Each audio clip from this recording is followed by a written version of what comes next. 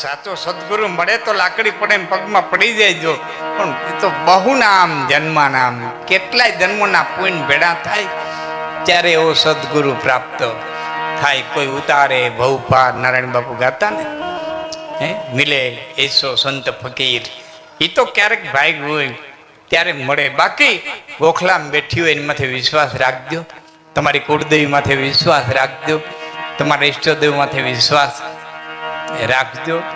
આમાં બહુ કંઈ, એટલે હું જાહેરમાં ઘણી વખત કહું છું કે શ્રદ્ધાવાનથી મોટો બળવાન જગતમાં કોઈ નથી. ધ્યાનથી સાંભળજો, શ્રદ્ધાવાનથી મોટો બળવાન, કારણ કે દેવ મોટો નથી, કોઈ દેવી દેવતા મોટા નથી, મોટી હોય તો તમારી શ્રદ્ધા છે. શ્રદ્ધાવાનથી મોટો બળવાન આ જગતના પટમાંથી કોઈ નથી, અને અંધશ્રદ્ધા વાળાથી અકલ મઠો આ દુનિયામાં કોઈ નથી.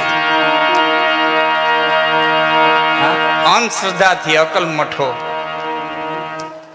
એક ભાઈ ભુવા પાસે દાણા દવડાવવા ગયો તો ભુવાને કે મારી ભેંસ માંદી પડી, દાણા દોઈ દીધો. એટલે ભેંસના દાણા દોઈ દીધા. ઘેરે જઈને બટકા રોટલામાં ભેંસને દાણા ખવડાવ્યા. ભેંસને હિંગડે દોરો બાંધ્યો. કુદરતને કરું સાંજે દોવા દીધું, સવારે દોવા દીધું, સાંજે દોવા દીધું. રાજીના રેડ થઈ ગયો. મટે જઈને કે બાપા તમારી દયાથી મારી ભેંસ હાજી થઈ ગઈ, મારે નિવેદમાં શું ધરવું? હું હો કે હું તો કઈ લેતો નથી, પણ તારી ભેંસને હાકર બરોબર જોખી જાય છે.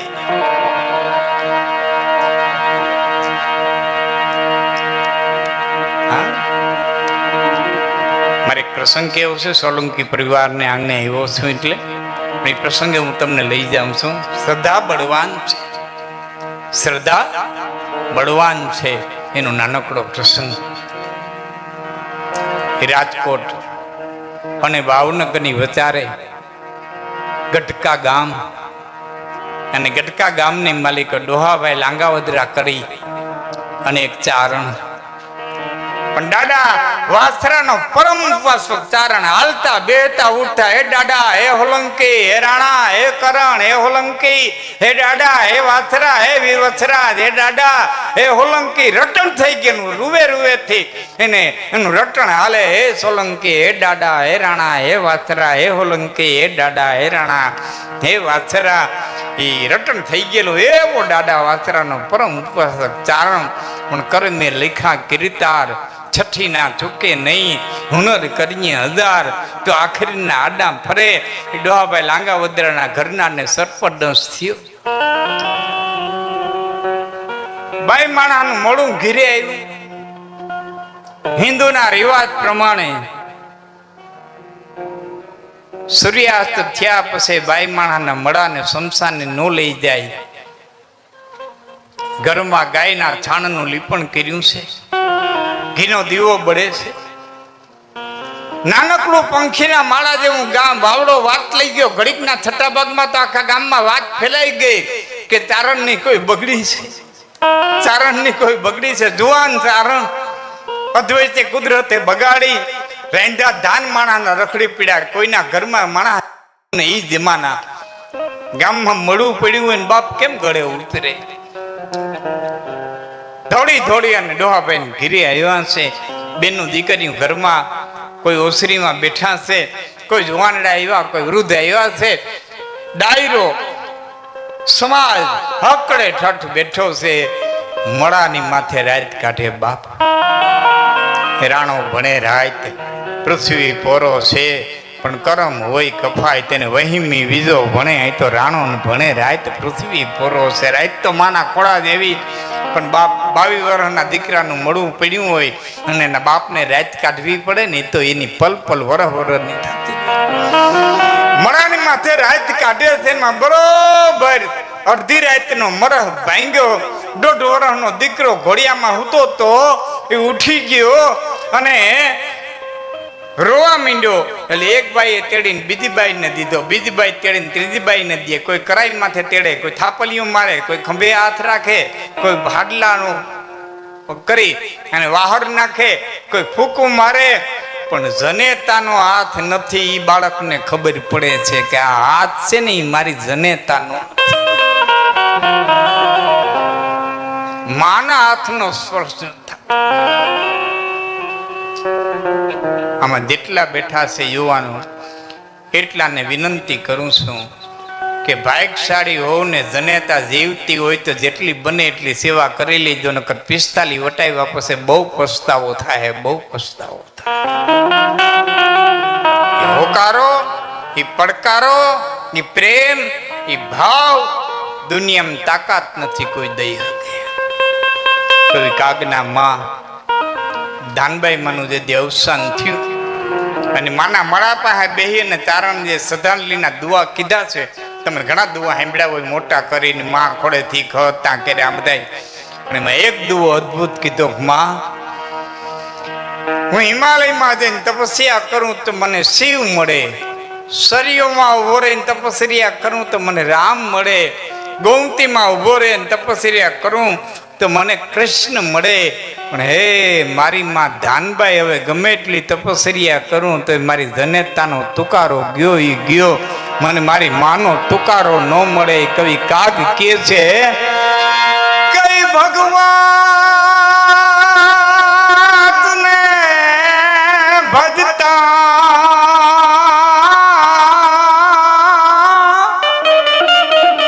મને માહે આવી મળે, પણ મળ્યા ના એક જ માં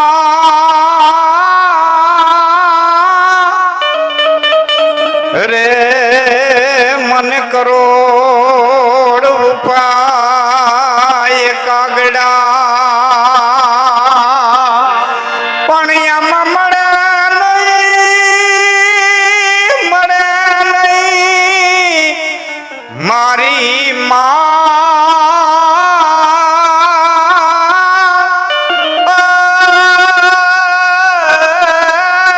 મને ક્રોડ્યું ઉપાય કાગડા, મોટા કરીને માય અમને ખોડેથી ખતા કર્યા.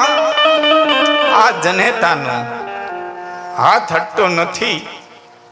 ઘડીક વાર બેનું બહાર લઈ જાય, ઘડીક વાર અંદર લઈ આવે. દીકરો છાનો નોરી એક મળું પડ્યું અને છોરું ઉર ચડે એને ધાવણ ધાવવા દે, તું તો થોડીક ઘડી ઠાકરા, અહીં તો માં મરી જેનું મળું પડ્યું અને છોરું ઉર ચડે.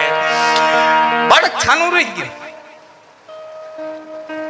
ડોહાભાઈ ઓસરી માંથી એટલું કીધું, માં ભાઈ છાનો રહી ગયો, સમજી ગયો કે દીકરા સમજો નથી, છાનો રહી ગયો. કે સમજો નથી તો કેમ છાનો રહ્યો? કે તારા દીકરાને ઘડીક વાર એની જનેતાના મળા માથે ઉડાવ્યું, માના મળા માથે દીકરાને ઉડાવ્યો છે. આટલા શબ્દો ડોહાભાઈના કાનમાં પીડા. દાદા વાથરાનો પરમ ઉપાસક ચારણ આકાશમાં નજર નાખીને કીધું, હે દાદા, હે હોલંકી, હે કરણ, હે રાણા, હે વાછરા. અને હૈયામાં જે શબ્દો નીકળ્યા, કઈ સંસારમાં બાપે હગો પણ એને હૈયે ખીરનો હો. માને દીકરો વાલો હોય એટલો બાપને વાલો હોય, બાપને દીકરો દોવલો ન હોય. મારા દીકરાને અટાણે વાયલપની જરૂર નથી, મારા દીકરાને અટાણે ધાવણની જરૂર છે. હું બાપ છું, લાખ કોશિશ કરું તો મારા હૈયામાં ધાવણ ન આવે.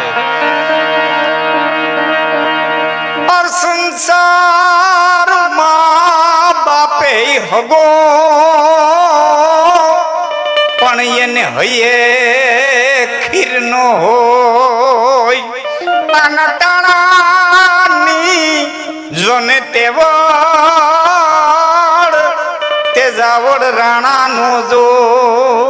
હે રાણા, મારા દીકરા હમ નો જોઈ, મારા ફૂલફુલિયા હમ નો જોઈ. હે કરણ, હે દાદા, બાળક જજાન હવે એમથી ઉતરશે નહીં. બાળકને ખબર નથી ની માં મરી ગઈ, નખું નહીં પડે. એક કામ કર દાદા, હું તારા કાયદામાં કઈ ભંગ નથી લેવા માંગતો, પણ એક વિનંતી કરું, કા આ બાળકને બુદ્ધિ દઈ દે કે ખબર પડી જાય કે મારી માં મરી ગઈ છે, મુઈ માને ધાવણ નહીં આવે એટલી બુદ્ધિ દઈ દે, અને કા આ બાઈને ઘડીક વાર જીવ દઈ દે, મારો દીકરો ધાવી દ્રપીને હુઈ જાય, પછી સવારે તું તારું કામ કરી લેજે ને અમે અમારું કામ કરી લે. હું બાળક જાણ હવે એમથી ઉતરશે નહીં, મારા કરમ રોયન કર ઘરે કે જાવડ રાણા નો જો. એ બાપ કોની રાત ભાંગી ગઈ, કોની રાત ભાંગી ગઈ છે. અધરજની વીતી ગઈ પાછલી રહી બેપો, મારા કરમ રોયન કર ઘરે. એક પછી એક દુઓ ડોહાભાઈના હૈયામાંથી નીકળે છે. મિત્રો બનેલી સત્ય ઘટના છે. 10મો દુઓ ડોહાભાઈ લાંગાવદરાના હૈયાની માલિકોથી નીકળ્યો કે ગજ કારણ ગરુડ પખે તમે હૈલા ગાવ 1000 તો જાવડ રાણા જીવની હવે વેલી કરીને વાર. ગજ કારણ ગરુડ પખે તમે હૈલા ગાવ 1000. હે મારા બાપ આવજે એ પોકાર કર્યો, અહીંથી ચારણનો પોકાર છૂટ્યો, અને અહીં વગર મદારીએ, વગર મણીએ, વગર ઔષધિએ, વગર વૈદે બાઈને કાળોતરાનું ઝેર ઉતરી ગયું તું, અને અડધી રાતે દીકરાને ધવડાવવા માટે થઈ અને જનેતા બેઠી થઈ હતી. આ ડાડો વાત, આ કરણ વાત, આ પ્રાર્થનાની તાકાત છે. અમારો ગઢવી દાયરો બેઠો કહું છું, થોડુંક સંશોધન કરું છું, હજી મને પાકો માહિતી મળી નથી, જેથી મળશે તેથી પડકારો કરીને કે, પણ હજી પૂરી માહિતી નથી મળી, એટલે છતાં આપને જાણ કરું છું કે એ ડોહાભાઈ લાંગાવદરા, તમે ગેલવા કયો, ડોહાભાઈ ગેલવા લાંગાવદરા, એ જે દીકરો ભાઈ સજીવન થયા, એનો જે દીકરો, એ દીકરાનું નામ આવડદાન, દીકરાનું નામ આવડદાન. એ આવડદાન સાધુ થયા પછી પ્રેમદાસજી કહેવાના, અને ગોદડી વેઠ્યા પછી ગોદડિયા બાપુ કહેવાના. રામવાડી 1 અને રામવાડી 2, પણ 2 ડોહાભાઈ થયા છે, બેયના આવડદાન થયા છે. એટલે ક્યાં એમાં હું થોડોક અદમંજસ છું, હજી પૂરો ઇતિહાસ મને ત્યાં સુધી મળ્યો નથી, પણ બેમાંથી એક. પણ આ બનેલી સત્ય ઘટના છે, કહેવાનો અર્થ